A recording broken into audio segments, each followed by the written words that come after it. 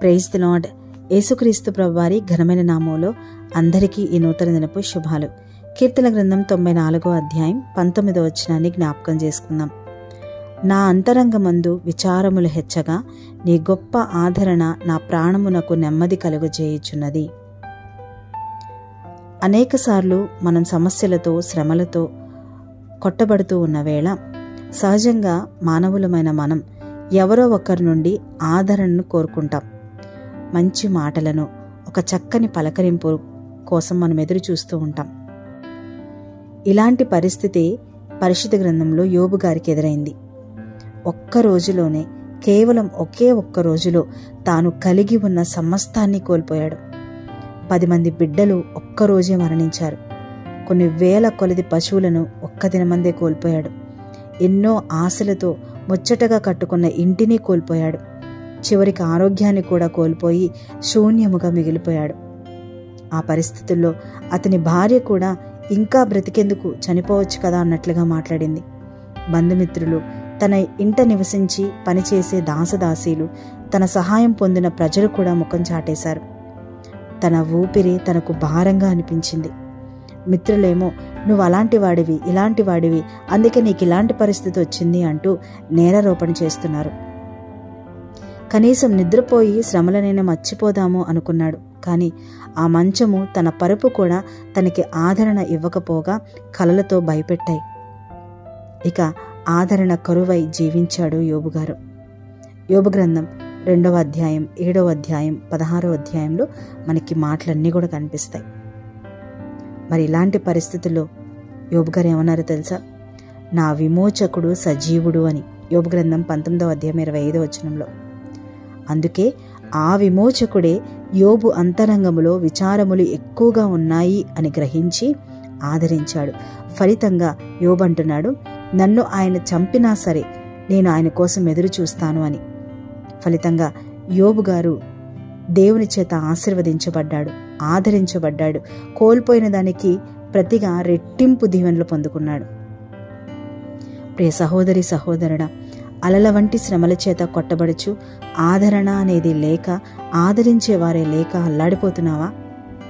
ఎవరో ఆదరిస్తారు అని ఎదురు చూస్తున్నా కూడా ఎవరు కూడా నీ ప్రక్క నిలబడలేదా?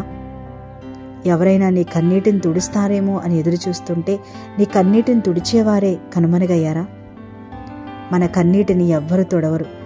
ఎవరో చేరదీస్తారు అనుకుంటామే గాని ఎవ్వరూ మనల్ని చేరదీసి ఓదార్చరు. కానీ యేసుక్రీస్తు ప్రభువారు మాత్రం అలా కాదు. తన కృపచేత మనల్ని ఓదారుస్తారు, సేదతీరుస్తారు, మన సమస్యలకు జవాబిస్తారు.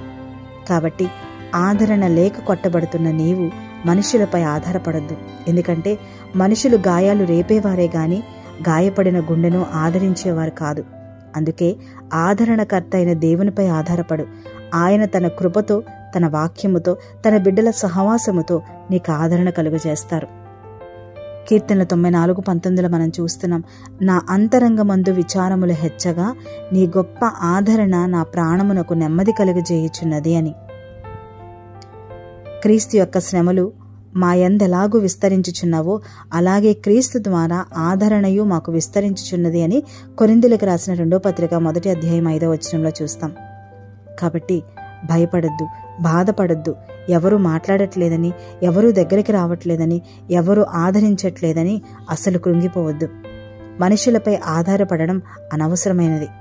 కాబట్టి మనుషులపై ఆధారపడి మరింతగా విచారించొద్దు. విచారమందు ఆదరించే ఆదరణకర్త యొద్దకు వస్తే తప్పకుండా దేవుడు మనందరికీ కూడా సేదతీరుస్తారు. అట్టి కృప మనం కూడా పొందుకుందాం. అట్టి కృప దేవుడు మనందరికీ అనుగ్రహించును గాక. ప్రార్థన. పరిశుద్ధున గొప్ప తండ్రి, మీకు వందనాలు. దేవా, మీరు మమ్మల్ని ప్రేమించి ఇచ్చిన మరొక కృపకై నీకే వందనాలు, స్తుతులు, స్తోత్రాలు. దేవా, ఈ నూతన దినానికే వందనాలు. ఈ దినమంతా కూడా తండ్రి మీరు ఎక్కడి నీడలో కాచి దాచి దేవా భద్రపరచండి. మమ్మల్ని, మా కుటుంబాలను జ్ఞాపకం చేసుకోండి. దేవా, కొన్నిసార్లు ఆదరణ కరువైనప్పుడు, పలకరించే వాళ్ళు లేనప్పుడు, ఒంటరిగా బ్రతకాల్సి వచ్చినప్పుడు తండ్రి భయముతో, కృంగుదలతో, వేదనతో కాలాన్ని మేము వెళ్ళబుచ్చుతూ ఉన్నాం. తండ్రి జ్ఞాపకం చేసుకోండి. మీ వైపు చూడకుండా మేము మనుషుల వైపు చూస్తున్నాం. అందుకనే ఇంకా కృంగిపోతున్నాం. దేవా అయ్యా, మాకు అర్థమవుతుంది ఆలోచనకర్త మీరని, ఆదరణకర్త మీరని. మాకు అర్థమవుతూ ఉంది. దేవా, ఇదిగో మాకే పరిస్థితి అయినా సరే మీ వైపు చూడడానికి, మీ మీద మేము పూర్ణ మనసుతో ఆనుకోగలగడానికి సహాయం చేయండి దేవా. అటువంటి మనోనేత్రాలు మాకు అందరికీ వెలిగించమని కోరుకుంటున్నాం. ఇది దినమంతా కూడా మా పనుల్లో, మా ప్రయాణాల్లో మీరే మాకు తోడుగా ఉండండి. మీ హస్తాన్ని మాకు తోడుగా ఉంచండి. ప్రయాణంలో మీ దేవదూతల సన్నిధి కాపుదల మాకు దయచేయండి దేవా. రోగులుగా ఉన్న వారిని ముట్టి స్వస్థపరచండి, బలహీనులుగా ఉన్న వారిని బలపరచండి తండ్రి. కుటుంబాల్లో ఇంకా ఏ సమస్యల చేత కొట్టబడుతూ ఎదురు చూస్తున్నారో నీ కార్యాల కోసం ప్రతి కుటుంబంలో మీ నూతనమైన కార్యాలు జరుగులాగన మీరే మార్గాలు తెరిచి గొప్ప ఆదరణతో ప్రతి కుటుంబాన్ని మీరు నింపమని యేసుక్రీస్తు ప్రభువారి వారి ఘనమైన నామంలో అడిగి వేడుకొని ప్రార్థించి పొందుకొని ఉన్నాము తండ్రి. ఆమేన్.